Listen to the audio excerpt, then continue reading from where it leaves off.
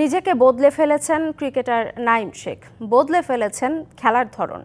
আর সেই পরিবর্তনের কারণে ঘরোয়া লিগে রান বন্যায় ভাসছেন এই বাঁহাতি batter.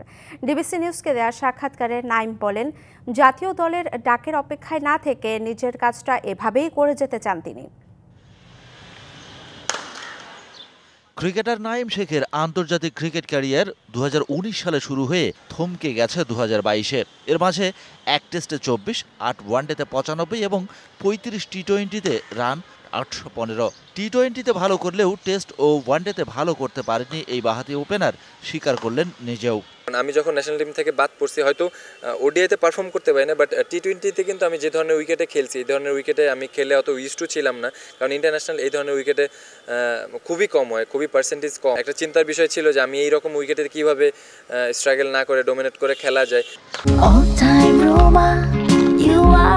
All time Roma. Taste it, love it. সেই নাঈম শেখ নিজেকে বদলে ফেলেছেন মাঠের ক্রিকেটে। গেল 3 বছর পারফর্ম করে চলেছেন ননস্টপ। গেল মৌসুমে এনসিএল 4 দিনের 6 ম্যাচে করেছেন 471 রান। এই টুর্নামেন্টের টি-20 ফরম্যাটের 10 ম্যাচে করেছেন 316। নাঈমের এই বদলে যাওয়ার রহস্য কি?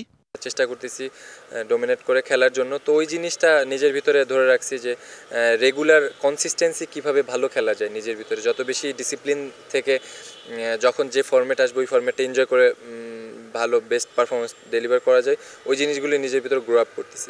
গেল চ্যাম্পিয়ন্স ট্রফির স্কোয়াডে নাঈম শেখকে প্রত্যাশা করেছিলেন অনেকেই, তবে শেষ পর্যন্ত মেলেনি ডাক। যদিও তার আগে বিপিএলে করেছিলেন টুর্নামেন্ট সর্বোচ্চ রান।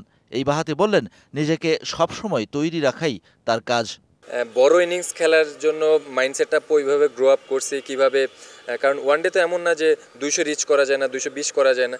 তো মাইন্ডসেট আপনার যত পজিটিভ থাকবে, আপনি যত যেইভাবে চিন্তা করতে চান, আমি যদি চিন্তা করি আমি 200 করব, এটা possible.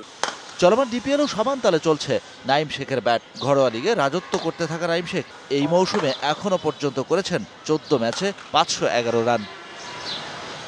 Shahan Papon, DBC news, Dhaka.